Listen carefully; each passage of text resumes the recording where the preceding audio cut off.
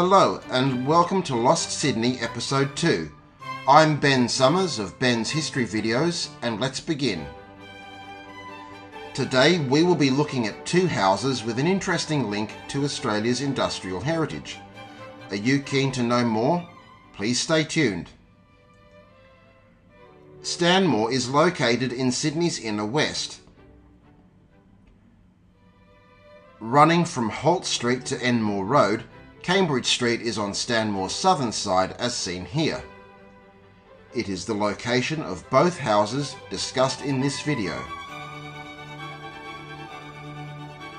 William H. Paling, pictured, was born in Woerden, the Netherlands on the 1st of September 1825.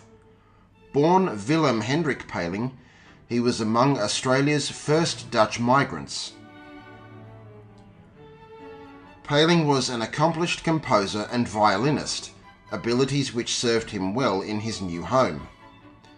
He landed in Melbourne on the sailing ship SS Clio on November the 16th, 1854.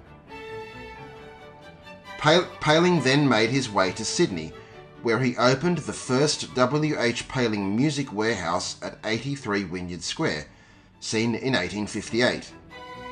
His business grew, as did his influence throughout the musical world in and out of Sydney, gaining notice as a music teacher, professor, performer, entrepreneur, and promoter.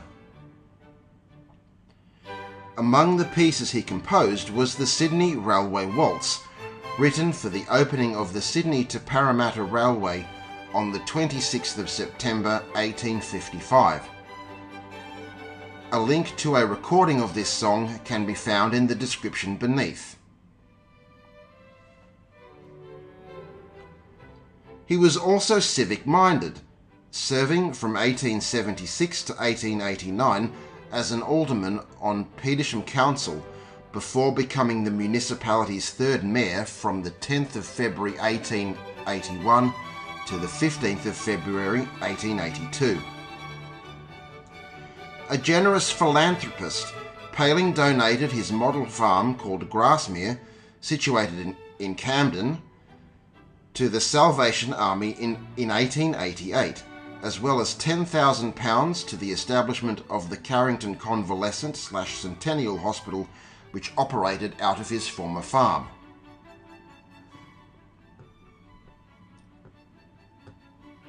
Other examples of his philanthropy included the donation of the clock tower for the original Petersham Town Hall, seen here, and a church organ to the Royal Prince Alfred Hospital, pictured. Paling was married twice, though neither union produced any children. His first wife, Mary Ann Maney, whom he married in Norfolk in the United Kingdom during 1863, died on the 27th of September 1877. He later tied the knot with Anna Lake on October the 19th, 1878. She predeceased him during October of 1894. Paling died in his second home in Stanmore at the age of 69 on the 27th of August 1895, after a period of poor health resulting in a heart attack. He is buried in Waverley Cemetery. And the name of his first residence? Keep watching to hear the answer. Before moving into his second residence, Paling had another large house built on Cambridge Street, Stanmore, pictured. It was a Gothic-style single-storey house built in 1872. It was called The Lodge and features an expansive garden facing the street.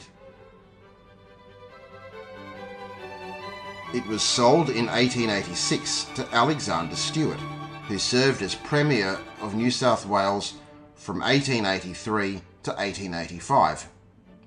It was bought by the Salvation Army during 1900 for use as a rescue home for pregnant women and single mothers.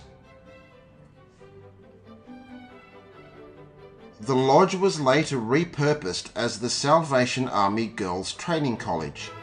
until 1988 and remains in use by this organisation as their leadership training college. It is the largest existing house in Stanmore. The black and white photo comes from the Salvation Army, whereas the coloured ones are my own. What names did Paling's second house have? The answer is about to be revealed.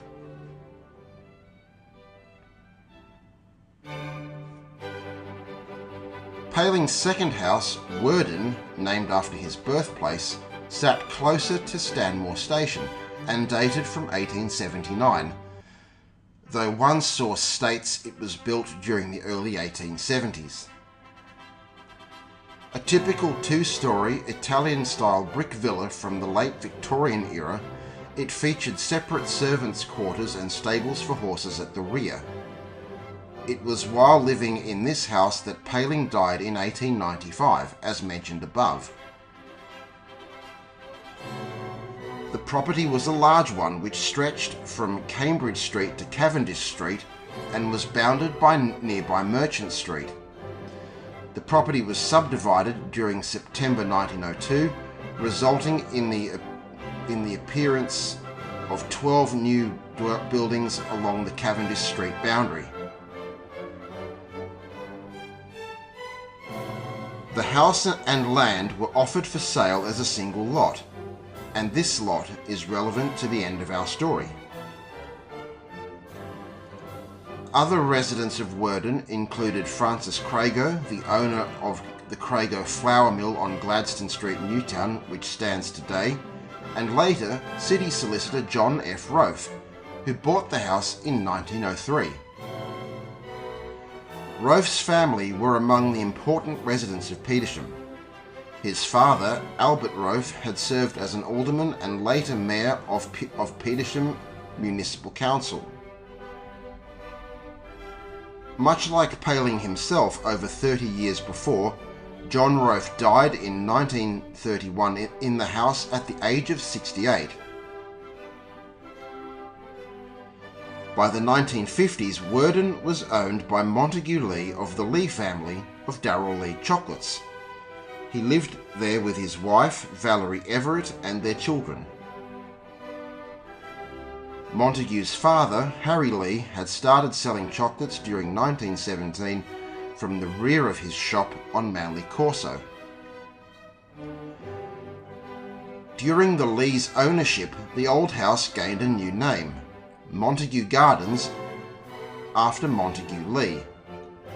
It will be referred to as such for the rest of the video. Many Sydneysiders remember the store on George and King Streets, which the company owned from 1957 to 2012. It later became a Telstra shop and is pictured here. By the 1960s, the house had been converted into a boarding house, requiring extensive alterations to the exterior, though original features such as the staircase, doors and windows were left intact. Trees were planted on the surrounding block, while a, quote, water fountain pond, unquote, and a, quote, sculptured garden, unquote, both pictured, were added.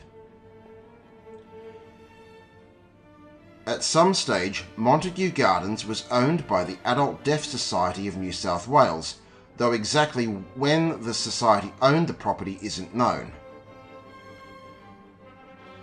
Montague Gardens was acquired under a plan by the state government and demolished in 1979 to create the present-day park, at a time of growing concern over the lack of public green spaces. This plan was developed under the Department of Planning and Environment's program to create more public open spaces in the city's inner suburbs, work which was carried out in consultation with the affected councils. The park, seen here in these recent photos I took, is named Montague Gardens, as was the house in the later years of its life. These gates are substitutes for the originals, which were stolen. In a twist to this story, the gates were later discovered installed on the property of a bank manager who lived in Bowral in southern New South Wales. A determined, though unsuccessful, attempt was made at recovering these during the 1980s, with some Marrickville Council aldermen going as far as claiming the gates were council property. The stone pillars, and presumably the fence railings themselves, are original and show what a majestic dwelling Worden must have been. Thanks for watching this video, which I hope you found interesting and enjoyable. Episode 3 will be hopefully released soon, so please watch this space for further updates. The guns pointed menacingly out over the harbour, threatening any unwelcome vessel. Behind them, a large and intimidating building loomed overhead. Dear viewers, welcome to episode 6 of Lost Sydney. I'm your friendly host, Ben Summers from Ben's History Videos, and let's begin. Today, we'll be talking about the history of Bennelong Point. The Opera House is one of Sydney's best-known buildings, and it's a key drawcard for visitors to our city. But what of the buildings which preceded it? What's their story? These questions are about to be answered. I apologise in advance for mispronouncing some of the names of the Indigenous Australian people and places, as well as those of the French explorers mentioned in this video. To learn more about these buildings, we must go back to the early years of the colony of New South Wales. For many thousands of years, the location known as Bennelong Point had been known to the Gadigal people of the Eora Nation as Dubba Gully, a name the Gadigal people continue to call it. It was also called Tubbagul. Interestingly, this small location was originally a tidal island which, at high tide, became separated from the mainland. This is something not even I knew until researching this video, so there you go. The location was renamed Cattle Point after the first fleet arrived in 1788. It was given this name because it was used to store a small collection of cattle and horses. These had been brought from Cape Town, South Africa by Governor Phillip and the First Fleet. This name wasn't used for very long. At this time, discarded oyster shells were scattered all around the island. These had been gathered for years by local Indigenous women. The recently arrived convict women were tasked with collecting these shells for burning to make cement, mortar and lime, which were essential in the construction and maintenance of buildings. Thus the island became known as Limeburners Point, though the lime was only used to erect Government House on Bridge Street, which was a double-storey building. The house stood where the Sydney Living Museum is presently located. Unfortunately, I couldn't determine when the name changes occurred. At this stage, I must mention Woolarra Warra Bennelong, a member of the Gadigal people and one of the Wongal Nation's senior men. Bennelong was born circa 1764 and is a key figure in the early days of colonisation. Bennelong had 2 children by 2 wives. He and his second wife, Barangaroo, had a daughter called Dilbong, who died in infancy. With his third wife, Burong, he fathered a son named Dicky. Dicky was later adopted by an Anglican priest called William Walker, who renamed him to Thomas Walter Coke. Aged 25 or 26 at the time, Woolarra Warra Bennelong worked as a cultural interlocutor, essentially a diplomat, between the Gadigal people and the colonists. Francois Perron, who visited Sydney with Nicolas Baudin's 1802 expedition, described Bennelong as the chief. Baudin's expedition caused some consternation in the colony. Britain and France were in and out of conflict at this time, so naturally the colonists were wary of their arrival in Sydney. The expedition had stopped here to collect supplies, though their chief zoologist and intellectual leader, Perron, actually reported to Napoleon on the ways the colony could be invaded and captured. Governor Philip King,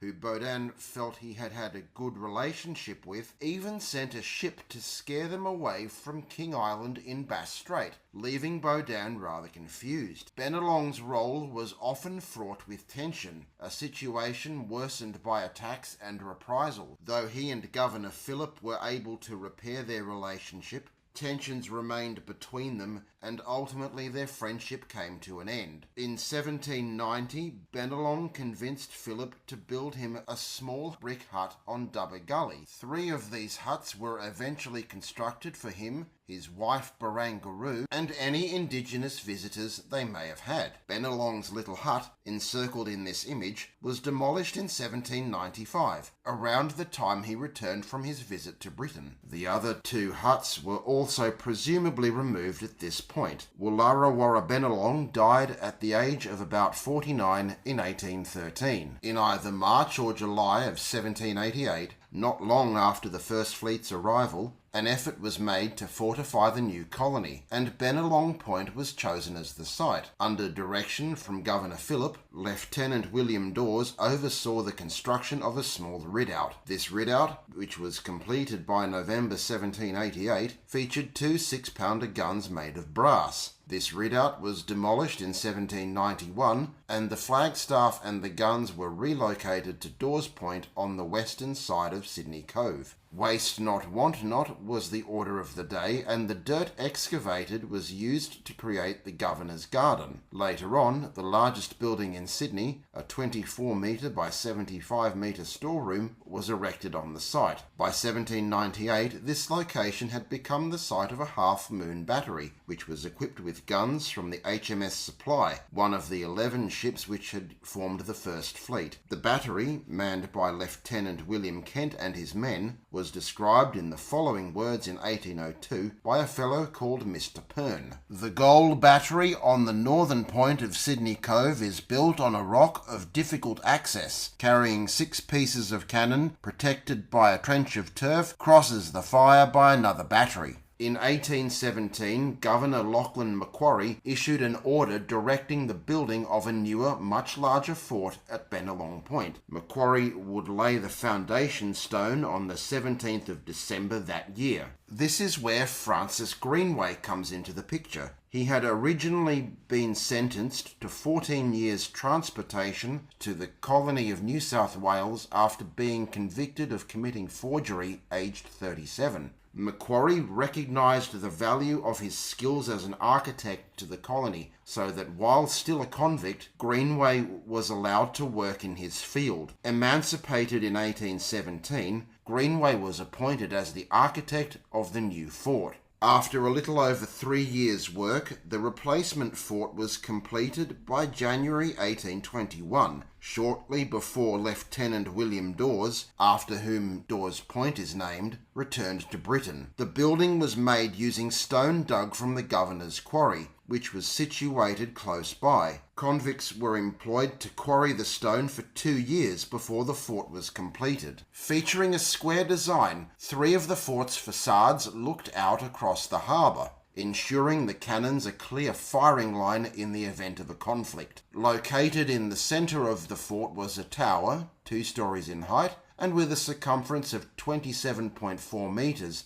with walls which were a thickness of half a metre at the top. Within this tower was a storehouse and a guardroom. Beneath the tower sat a powder magazine capable of storing 350 pounds of gunpowder. This tower also included stores for the gun battery and accommodation, though just 1 officer and an 18-strong detachment of men could stay there at any one time. The fort didn't want for armament either, with the installation of 10 24-pounder guns and 5 6-pounder guns. 3 of these guns have been preserved, 2 in Gregson Park, Hamilton, near Newcastle, and a 3rd in Hyde Park, Sydney. All 3 are pictured here. And the quarry? It became Tarpian Way. It is located in what is now the Royal Botanic Gardens and can be seen in this image. By 1901, Sydney had changed considerably since the colonial era. The city's tramway system had greatly expanded since its debut over 2 decades previously, and the growing fleet of tramcars had to be stored somewhere. For this reason, in 1901, the New South Wales Minister for Public Works decided the old fort had to go. As part of this, a naval drill shed situated nearby had to be demolished as well. As a fitting nod to the fort's legacy, the tram depot building featured crenulated walls similar to its predecessor. The depot itself was demolished in 1958 so the Opera House could be built. Since opening in 1973, the Opera House has achieved worldwide acclaim as an architectural feat, renowned for its distinctive design. It has become a magnet for visitors to Sydney and has played host to huge names in the entertainment industry in addition to the occasional film. It is also part of the Vivid Light Show, which is held annually. Thank you very much for watching this video, which I hope you found interesting and enjoyable. This video has been written, produced, edited and narrated by myself with assistance from a variety of sources and individuals. Please don't forget to like, subscribe and comment underneath. It really helps the channel grow. The next episode of Lost Sydney will be out shortly, so as always, please watch this space.